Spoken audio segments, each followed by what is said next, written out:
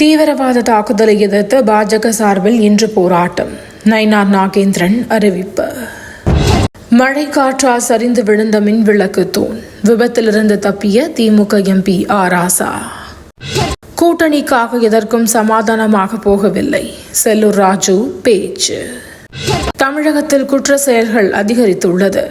வானதி ஸ்ரீனிவாசன் விமர்சனம். மழை வேண்டி பாரம்பரிய மீன்பிடி திருவிழா. ஆர்வமுடன் பங்கேற்ற சிவகங்கை மக்கள். பிரதமர் மோடியுடன் விமானப்படை தளபதி சந்திப்பு. பாதுகாப்பு உள்ளிட்ட அம்சங்கள் குறித்து ஆலோசிக்கப்பட்டதாக தகவல். இந்தியாவின் அறிவு மொழி சமஸ்கிருதத்தை அனைவரும் கற்றுக்கொள்ள வேண்டும். அமைச்சர் அமித் ஷா வலியுறுத்தல். பாகிஸ்தானின் ஏவுகணை சோதனை. இந்தியா கடும் கண்டனம். ஹவுதி கிளர்ச்சியாளர்கள் மீது தொடர் தாக்குதல் நடத்தப்படும். இஸ்ரேல் பிரதமர் நேதன்யாகு எச்சரிக்கை.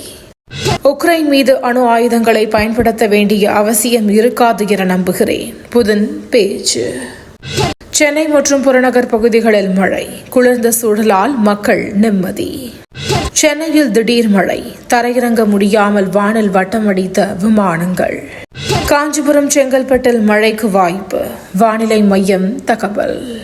திருச்சி ஆலங்கட்டி மழை. மக்கள் மகிழ்ச்சி. ஹைதராபாத் டெல்லி அணிகள் மோதல். இன்றைய IPL போட்டியில் விறுவிறுப்பு. தினந்தோறும் காலை தலைப்புச் செய்திகளை உடனுக்குடன் தெரிந்து கொள்ள வணக்கம் இந்தியா நியூஸுடன் இணைந்திருங்கள்.